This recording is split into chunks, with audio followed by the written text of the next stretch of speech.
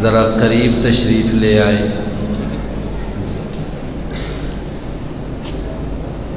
دور بیٹھے ہوئے بھائی ذرا تھوڑا سا آگے آ جائیں۔ آج ہم انشاءاللہ سورۃ المائدہ کے بارے میں مختصر سی ہم بات کریں گے انشاءاللہ۔ وہی 20 سے لے کر 25 منٹ جو ہمارا دورانیہ ہے۔ بھائی تھوڑا سا ذرا آگے آ جائیں، جنہوں نے کرسیوں پہ بیٹھنا ہے وہ کرسی پہ بیٹھ جائیں۔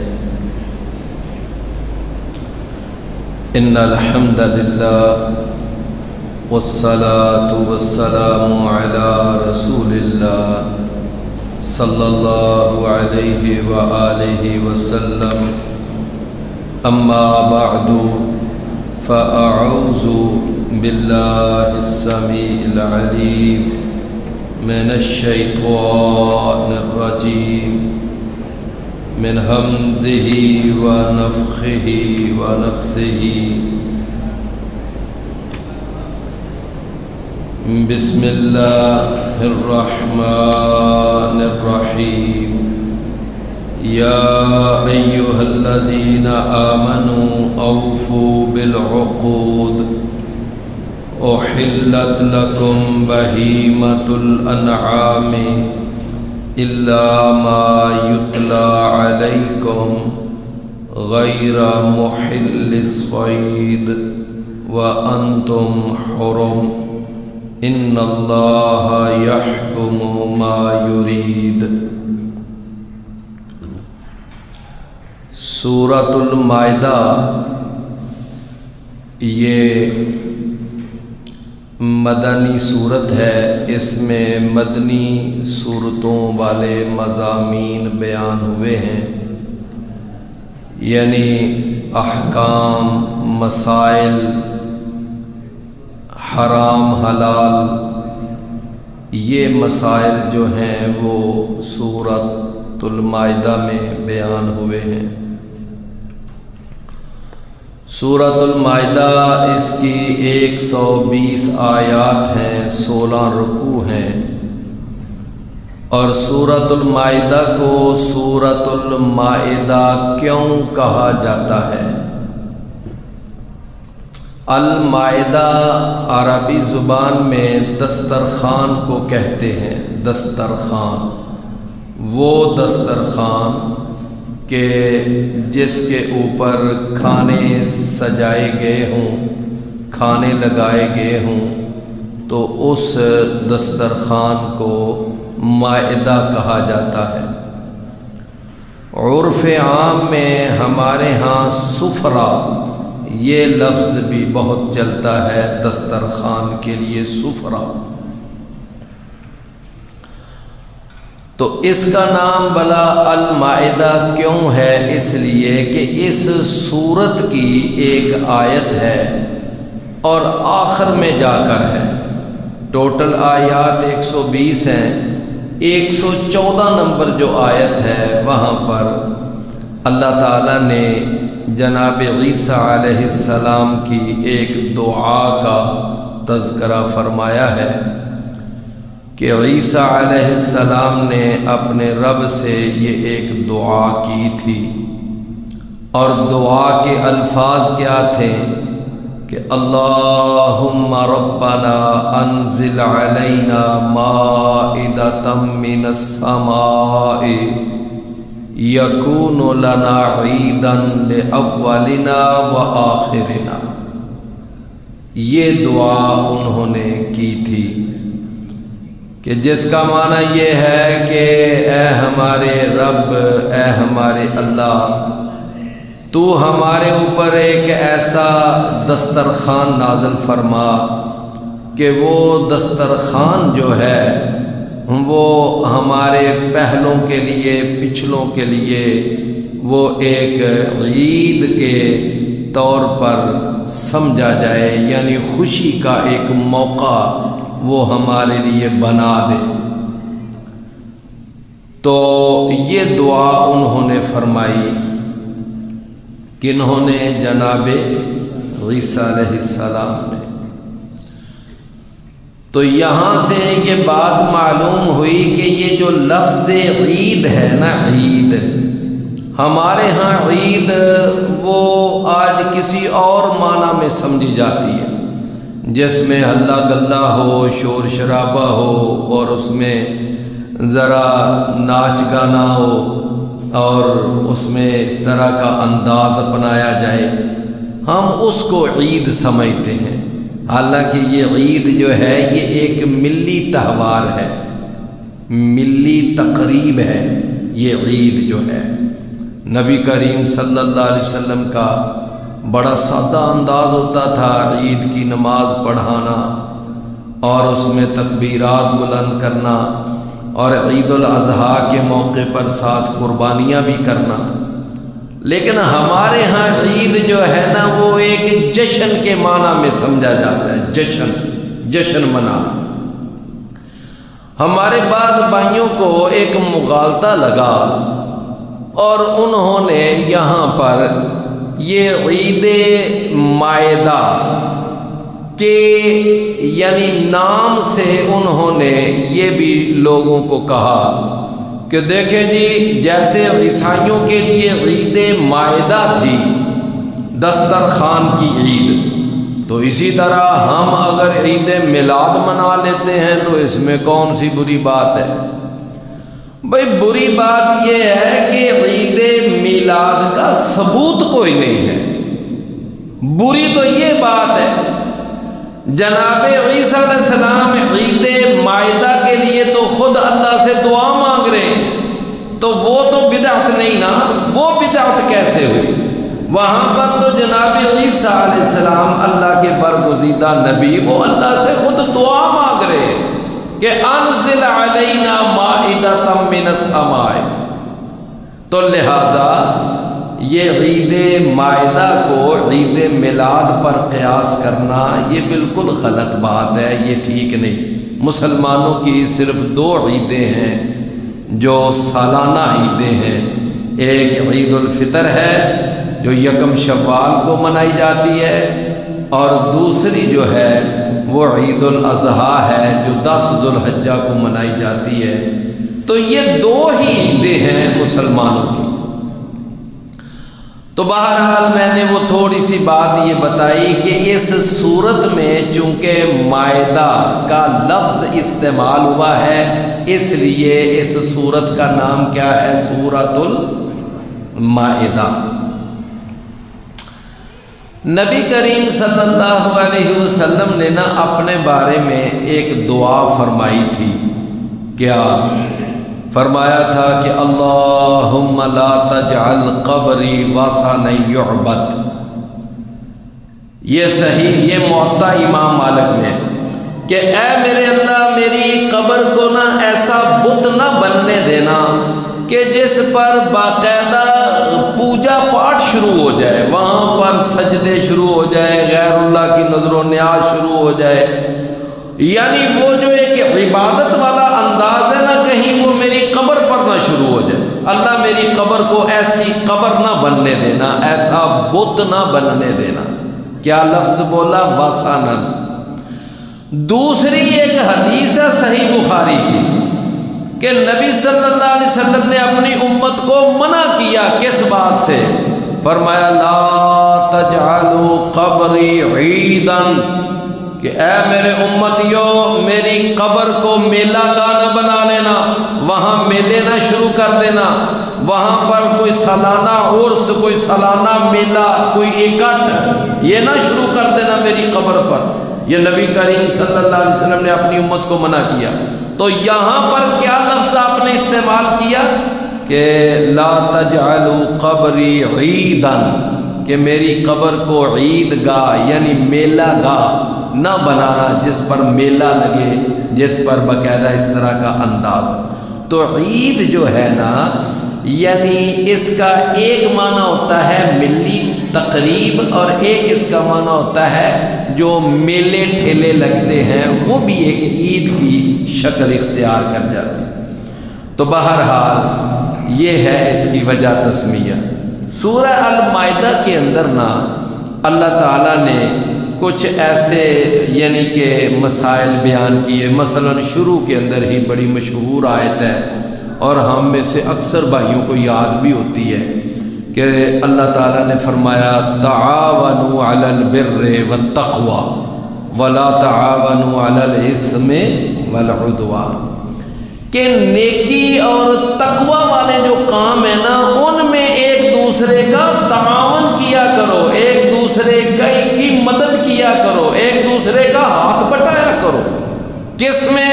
یعنی نیکی اور تقوی والے کاموں میں۔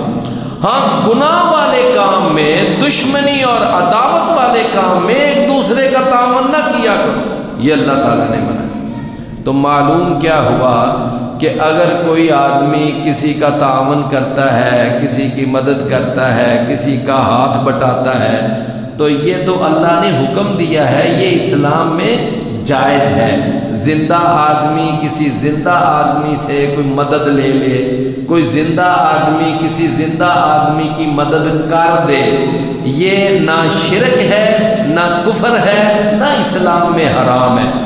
ہاں کون سا مدد مانگنا اسلام کے اندر شرک کی مد میں آتا ہے اور شرک کی کیٹیگری میں آتا ہے کہ اس سے مدد مانگنا کہ جو اب تمہارے پاس وہ موجود بھی نہیں، وہ زندہ بھی نہیں، اور اس کو وفات پائے کئی 100 سال گزر گئے اور تم اب بھی اس کا نام لے کر کہو یا فلاں المدد، تو یہ مدد مانگنا یہ شرک میں آتا ہے، اور یہ بہت بڑا شرک ہے، یہ کھلا شرک ہے، یہ یعنی شرک جلی ہے۔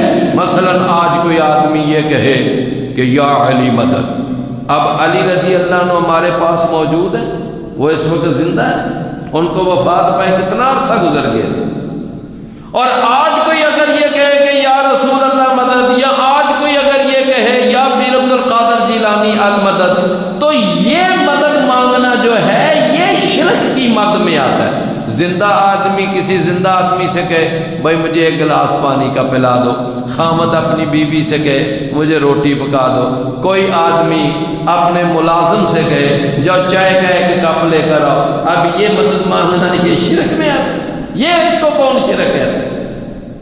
ہمارے بعض بھائی جو ہے نا وہ اس طرح کا نا لوگوں کو مغالتا ہے، اچھا جی اگر یہ یا علی مدد کہنا شرک ہے، یا رسول اللہ مدد کہنا شرک ہے، یا عبد القادر جی، تو پھر تم نہیں کہتے، تم نہیں اپنی بیوی سے کہتے روٹی پکا کے لاؤ، تم نہیں اپنے نوکر سے کہتے جاؤ فلاں کام کر کے آؤ، یہ تم بھی تو پھر مدد مانگتے ہو۔ یا تم نے اگر افسر سے ملنا پہلے اس کے سیکٹری سے نہیں ملتے، یعنی اس طرح کی دلیلیں، حالانکہ یہ دلیل بنتی نہیں ہے۔ کوئی زندہ آدمی سے مدد مانگے، اس کو کون شرک کہتا ہے؟ یہ شرک ہے ہی نہیں۔ اس کے اندر پھر آگے اللہ تعالیٰ نے ایک یہ بات بیان فرمائی کہ حرمت علیکم المیتۃ والدم ولحم الخنزیر وما اہل بہ لغیر اللہ۔ حرام چیزیں تو بہت سی ہیں، لیکن 4 وہ چیزیں ہیں جو ہر شریعت میں حرام چلی آ رہی ہیں، ہر نبی رسول نے ان کو حرام بتایا۔ وہ 4 چیزیں کون سی ہیں؟ نمبر 1 مردار حرام ہے، مردار وہ حرام ہے۔ نمبر 2 خون حرام ہے۔ کون سا خون؟ کہ جو ذبح کے وقت رگوں سے بہہ جائے، وہ خون حرام ہے۔ ہاں اگر کوئی ذبح کے بعد بھی کوئی گوشت کے اندر کوئی قطرہ رہ جائے تو وہ حرام نہیں ہے۔ نمبر 3 وَلَحْمَ الْخِنْزِيرِ، اور خنزیر کی بوٹیاں بھی حرام ہیں۔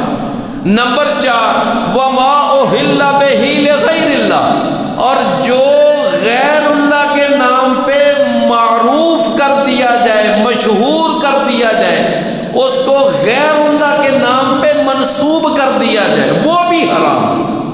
وہ بھی کیا ہے؟ حرام ہے۔ اب بات سمجھانے کے لیے میں مثال دوں گا۔ مثال کے طور پر جب رجب کا مہینہ آتا ہے تو ہم کیا کہتے ہیں جی؟ امام جعفر صادق کے کنڈے۔ اب یہ کنڈے کس کی طرف منسوب ہو گئے ہیں جی؟ امام جعفر، تو یہ کیا ہو گئے؟ حرام۔ یہ کیا ہے؟ یہ حرام ہے۔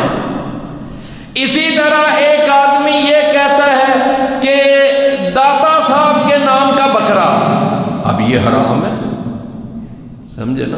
ایک آدمی یہ کہتا ہے کہ پیر عبد القادر جیلانی کے نام کی 11ویں، یہ حرام ہے۔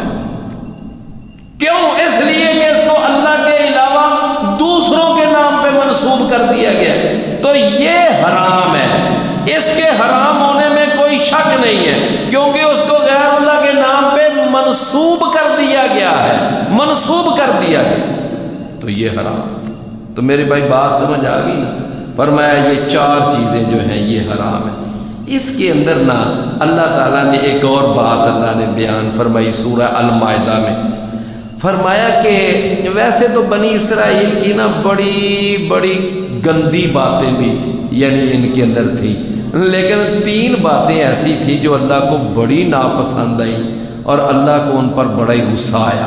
3 باتیں، وہ پتہ ہے کون سی ہیں 3 باتیں؟ ان میں سے ایک بات یہ ہے کہ جب وہ 70 آدمی گئے تھے نا موسیٰ علیہ السلام کے ساتھ وہ طور پہاڑ پر، تو جا کر انہوں نے کہا ہم دیکھنا چاہتے ہیں تو اللہ سے ہم کلام ہوتا بھی ہے کہ نہیں ہوتا، ایسے ہی آ کر ہمیں بتا دیتا ہے کہ میری اللہ سے بات ہوتی ہے۔ 70 آدمی ساتھ لیے وہاں گئے، موسیٰ علیہ السلام کی اللہ سے بات چیت ہوئی، تو اب وہ کہنے لگے ہاں بات تو سمجھ تو کوئی آواز سی تو کوئی آ رہی تھی، لیکن ہمیں کیا پتا کہ یہ اللہ کی آواز تھی یا کس کی آواز تھی، ہمیں کیا پتا۔ تو ہم اس وقت تک اے موسیٰ تیرے اوپر ایمان نہیں لائیں گے حتی نر اللہ جہرا، یہاں تک کہ اللہ کو اپنے سامنے دیکھ۔ یہ انہوں نے بات کہی۔ اس بات پر اللہ کو اتنا غصہ آیا، اتنا غصہ آیا کہ اللہ تعالیٰ نے نا پھر ان کو 70 کے 70 بندوں کو اللہ نے مار دیا، موت دے دی، بڑا غصہ اللہ کو۔ پھر موسیٰ علیہ السلام نے دعا کی، پھر اللہ نے ان کی دعا کی، یعنی برکت سے ان کو زندہ کر دیا۔ دوسری بات جو اللہ کو ان یہودیوں کی بڑی ناپسند آئی اور جس پر بڑا غصہ آیا وہ کون سی تھی؟ وہ یہ بات تھی کہ جس وقت موسیٰ علیہ السلام اور ان کی قوم انہوں نے اپنے اللہ سے کہا نا کہ یا اللہ ہمیں سبزیاں چاہیے، ہمیں لہسن پیاز چاہیے، ہمیں ترکاریاں چاہیے، وہ آتا ہے نا قرآن میں لَن نَصْبِرَ عَلَىٰ طَعَامٍ وَاحِدٍ فَادْعُ لَنَا رَبَّكَ يُخْرِجْ لَنَا مِمَّا تُنبِتُ الْأَرْضُ مِن بَقْلِهَا، یہ آیت ہے۔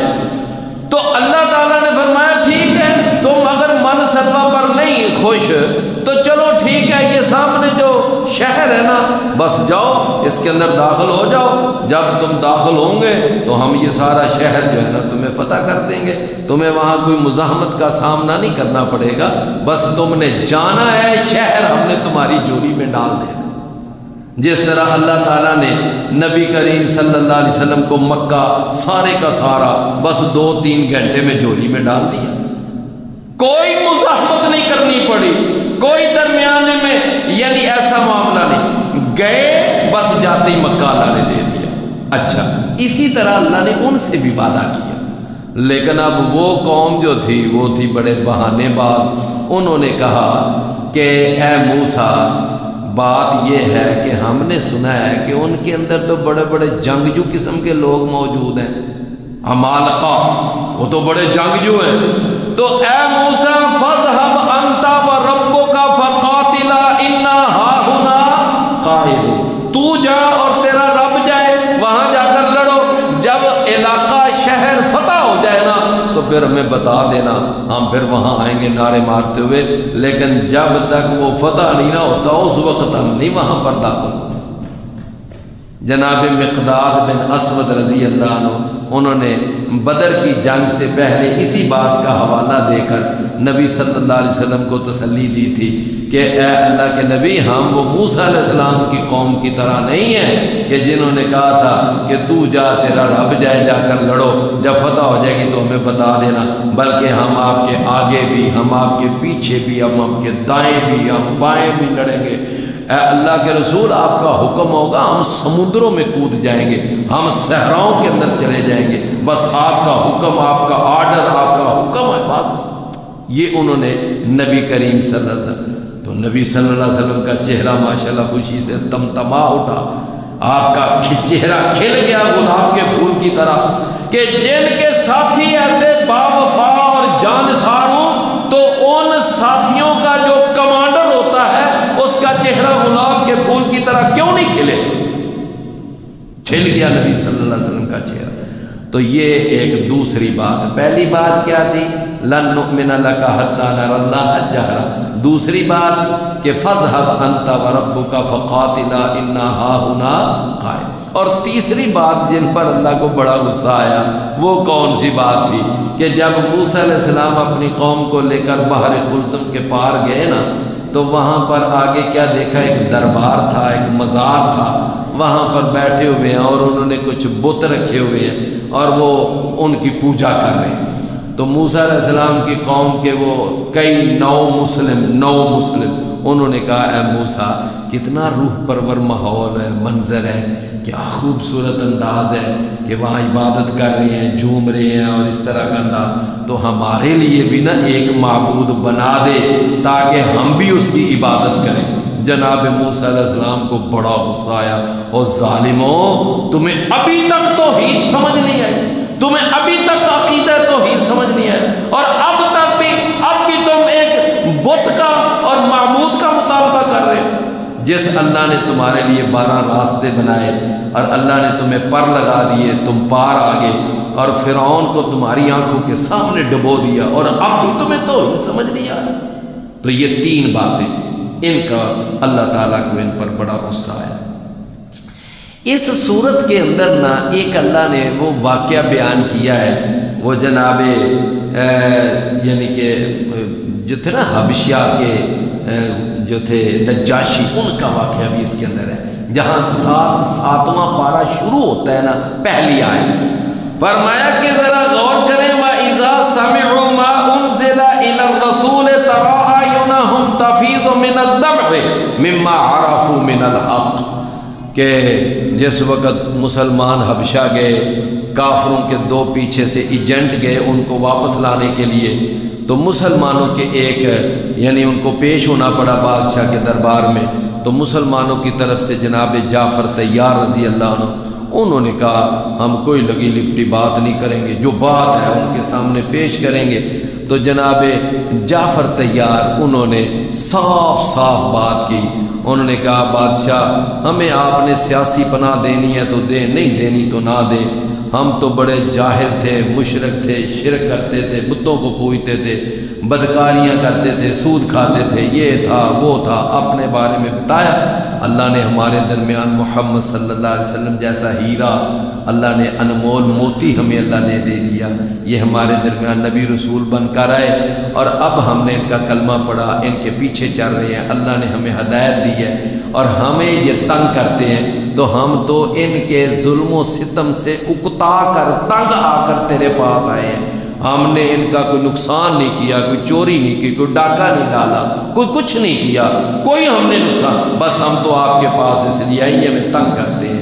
تو وہ بادشاہ کہنے لگا اچھا، اس نے پھر ان کو بلایا تو پھر ان سے بات سنی ساری، تو پھر اس وقت جناب جعفر طیار جو تھے نا انہوں نے سورہ طٰہٰ اس کی کچھ ابتدائی آیات پڑھی جن میں عیسیٰ علیہ السلام کے بارے میں ساری کلیئرنس ہے کہ عیسیٰ علیہ السلام اللہ کا بیٹا نہیں ہے بلکہ اللہ کا نبی ہے، اللہ کا رسول ہے، اللہ کا بندہ ہے۔ تو جناب نجاشی جو تھے نا انہوں نے ایک نیچے سے تنکا پکڑا، ایسے میدان میں سامنے کیا، کہنے لگے جو انہوں نے آیتیں پڑھی ہیں نا اپنی کتاب کی، تو عیسیٰ علیہ السلام اس تنکے سے بھی زیادہ نہیں ہے، بالکل ہو بہو ان کا یہی مقام ہے، یہی مرتبہ ہے۔ ہم جھوٹ بولتے ہیں جو کہتے ہیں عیسیٰ اللہ کا باپ ہے، عیسیٰ اللہ کا بیٹا، ہم غلط کہتے ہیں، یہ بات صحیح ہے۔ یعنی وہ جو نجاشی تھا اس نے اس بات کی تائید کی، تو اس وقت پھر ان کی آنکھوں سے آنسو بہہ پڑے، سارے آنسو بہہ رہے ہیں، داڑھی ان کی تر ہو گئی،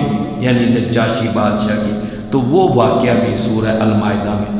آخری ایک بات ہے، اللہ تعالیٰ قیامت والے دن جناب عیسیٰ علیہ السلام کو اپنے سامنے کھڑا کرے گا اور پوچھے گا کہ اے عیسیٰ بتا، تو نے کہا تھا لوگوں کو مجھے اور میری والدہ کو معبود بنا لو، یہ تم نے کہا تھا اللہ کے سوا، تو عیسیٰ علیہ السلام کہیں گے یا اللہ بلا آپ سے کوئی بات چھپی ہوئی ہے، اگر میں نے کہا تھا تب بھی تو جانتا ہے، اگر نہیں کہا تھا تب بھی تو جانتا ہے، تو دلوں کے بھید بھی جانتا ہے۔ تو اس موقع پر نا وہاں پر یہ الفاظ ہیں انت قلت للناس اتخذونی و امی الہین من دون اللہ۔ ہمارے بعض بھائی لوگوں کو کہتے ہیں جی من دون اللہ سے مراد تو صرف پتھروں کے بت ہیں، اور یہ جو ہماری طرف بات کہتے ہیں یہ من دون اللہ کی آیتیں ولیوں پر نبیوں پر فٹ کرتے رہتے ہیں، حالانکہ من دون اللہ سے مراد کوئی نبی ولی نہیں ہے۔ لو میرے بھائیو، یہ عیسیٰ علیہ السلام اللہ کے نبی ہیں کہ نہیں؟ اور ان کی والدہ سیدہ مریم وہ اللہ کی ولیہ ہیں کہ نہیں؟ تو اللہ نے ان کے بارے میں فرمایا کہ اتخذونی و امی الہین من دون اللہ، لہذا من دون اللہ سے مراد نبی بھی ہو سکتے ہیں، ولی بھی ہو سکتے ہیں، شہید بھی ہو سکتے ہیں، پتھر اور درخت بھی ہو سکتے ہیں، اور جن اور فرشتے بھی ہو سکتے ہیں۔ اللہ کے علاوہ جس کی بھی پوجا کی جائے گی وہ من دون اللہ میں شامل ہے۔ اللہ ہمیں سمجھنے عمل کرنے کی توفیق عطا فرمائے۔